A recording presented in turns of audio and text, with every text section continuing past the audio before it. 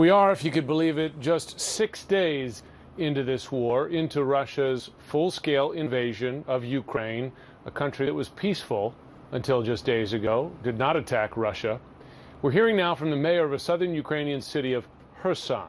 He's posted a stark message on Facebook about the Russian attack on his town. He writes, and we're quoting, "The city is under attack. Residential buildings and urban facilities are burning. We try to coordinate the work of municipal services, but I confess it is very difficult now. We are not soldiers. We are civilians. I am at my office, and my task now is to extinguish fires, protect the Ukrainian flag over the city, save your lives, and eliminate the consequences of shelling of the city as quickly as possible. Help me. Do not go outside. Take care of yourself. That is all I ask. We are not military, but I will hold the city and its functioning as long as I can." The mayor goes on to say, "If the Russian soldiers and their leadership hear me, I ask, leave our city. Stop shelling the civilians. You have already taken everything you wanted, including human lives." Those words, Erica, heart-stopping, but it's what we're seeing in so many places now here. Yeah, it is the reality for millions of people across that country as they wait and they watch. Joining us now, former Deputy Director of National Intelligence, Beth Sanner. Beth, good to have you with us. As we look at this, we have this warning that we know about in Kyiv, the reporting from our teams on the ground there. I know you've said that it's really the next 24 to 48 hours that has you especially concerned. What are you watching for? Well, I saw Lavrov's speech at the UN Human Rights Council, and he absolutely doubled down on this idea of Ukraine developing nuclear weapons and having to defend against that. We are just seeing all the military signs, and we have also tomorrow the second round of negotiations. So it seems to me that, this is absolutely the doubling down in order to get Ukraine to capitulate.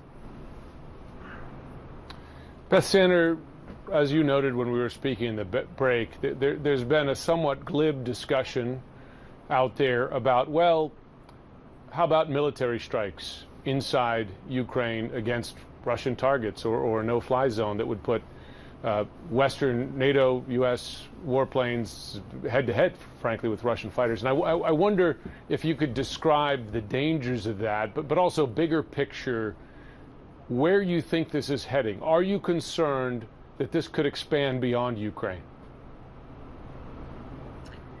Well, I think that our actions in many ways will be the determinant of whether it will expand or not. I certainly hold Putin absolutely accountable. I'm not trying to say that. But what I am trying to say is that while we have to put everything we can into Ukraine to help the Ukrainian people, we also have to put our emotions aside as much as we can. And it's so hard watching your coverage, but we have to be very clear-headed about what the limits are in terms of what we want. And, if we go for a new no-fly zone, that literally means shooting Russian jets out of the sky. And given our arsenals, we quickly get into nuclear war. So we have to be very clear-headed. In terms of that, that question about nuclear war, as you said, we would quickly get into nuclear war. We have heard a number of people make the point in the last day or so that with Putin saying, he has his nuclear on high alert, he would in no way hesitate to use whatever he has in his arsenal, which of course does include nuclear weapons. What is the planning happening, right? Take us inside those moments. What are the briefings happening? What are the discussions happening at this moment as we're watching everything unfold, as we're watching that 40-mile-long convoy, and as there are increased concerns about what Putin will do next as he doubles down? Well, it makes me think of Newton's third law. For every action, there is an equal and opposite reaction. And so you will see, and we have seen the Biden administration being very, very careful about how they responded to Putin's putting the nuclear forces on alert. And they are noting that we have not actually seen any forces move We haven't seen any bombers being filled with nuclear bombs. Okay, so, and we have not raised our level to DEFCON 3. So that was very wise because we're, right now, we have put Putin in a corner. We don't want to push him over the line. Oh, yeah. Okay, so that is daunting to describe those very real risks. In the more immediate term, we now have Russian forces doing what U.S. intelligence had indicated for weeks, that they are unleashing full force of the Russian military on multiple cities at once, intention to cut off those cities, including the capital, decapitate the leadership here, and take over the country. I'm told by U.S. officials that as this is happening, Russia is really willing and perhaps deliberately going to target civilians as part of the plan. Is that the way you see them exercising military power on the ground here? Yes, I do. In September of 1999, Putin was had been put in charge of the Chechen War. And there were good news media reports about how several huge apartment buildings on the outskirts of Moscow were blown up, and some security intelligence folks were held culpable for that. Putin has, in my view, done exactly the sort of thing, not at this scale, but he is willing to do anything. And right now, look what we are putting him in a position of. He is the most isolated Russia has ever seen. We are bringing his economy to its knees. He has to keep the military and the elites on his side. What would be the rational thing to do? Would the rational thing to do right now to be, never mind, so sorry, I'm giving up, when we already have the ICC talking about war crimes?